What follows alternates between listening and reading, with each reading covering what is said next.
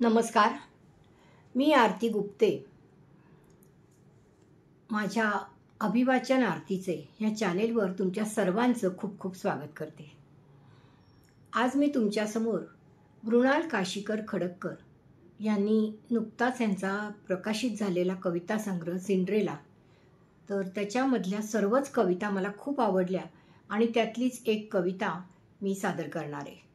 त्यांच्या सर्वच कविता अतिशय कोमल, तरल आणि अर्थपूर्ण आहेत. कविमन हे खूप कोमल असतं आणि खूप विचार करत राहतं. त्याचप्रमाणे ह्या कविता ज्या आहेत त्या वेगवेगळ्या नात्यांवर आहेत, भावनांच्या गुंत्यावर आहेत, नंतर बाईवर आहेत आणि तो आणि ती प्रणय कविता आहेत. तर अशा कवितांची म्हणजे भरपूर त्याच्यामध्ये वेगवेगळ्या प्रकारच्या वेगवेगळ्या विषयांवरच्या अशा कविता आहेत आणि ह्या सर्वच कविता मला खूप आवडल्या. तर त्यातली मी एक कविता आज सादर करत आहे. तर जर कविता आवडली, व्हिडिओ आवडला तर जरूर लाईक करा, शेअर करा आणि यूट्यूबच्या कॉमेंट सेक्शनवर कॉमेंट्स करायला विसरू नका. ह्यानी कवयित्रीला त्याचप्रमाणे सादर करणाऱ्या मला खूप आनंद मिळतो. तेव्हा जरूर कॉमेंट करा आणि अजून काही कारणाने सबस्क्राईब करायचं राहिलं असल्यास जरूर सबस्क्राईब करा. तर आपण कविता ऐकणार आहोत. कवितेचं शीर्षक आहे बाई. ऐकूया तर. बाई. बाई झटत राहते भाकऱ्या गोल होण्यासाठी, फिरवत राहते डब्यांवरून घरावरून हात. बाई झटत राहते भाकऱ्या गोल होण्यासाठी, फिरवत राहते डब्यांवरून घरावरून हात.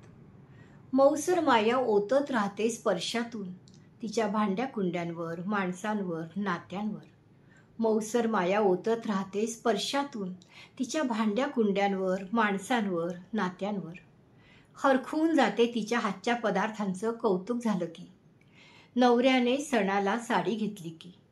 हरखून जाते तिच्या हातच्या पदार्थांचं कौतुक झालं की, नवऱ्याने सणाला साडी घेतली की. मुलांनी आई आई म्हणत घरभर शोधलं की. तिच्या अस्तित्वाच्या खुणा उमटलेल्या असतात आरशावर, जागच्या जागी ठेवलेल्या वस्तूंवर. तिच्या अस्तित्वाच्या खुणा उमटलेल्या असतात आरशावर, जागच्या जागी ठेवलेल्या वस्तूंवर. तिला फक्त हवं असतं तिच्या नसण्याची जाणीव होणं. तू सगळं छान सांभाळतेस असं म्हणणं. तिला फक्त हवं असतं तिच्या नसण्याची जाणीव होणं. तू सगळं छान सांभाळतेस असं म्हणणं. पण ह्या सर्टिफिकेटसाठी उभा जन्म वेचावा लागतो तिला, किंवा 7 जन्मही. पण या सर्टिफिकेटसाठी उभा जन्म वेचावा लागतो तिला, किंवा 7 जन्मही. धन्यवाद. सबस्क्राईब केल्याबद्दल, लाईक केल्याबद्दल धन्यवाद.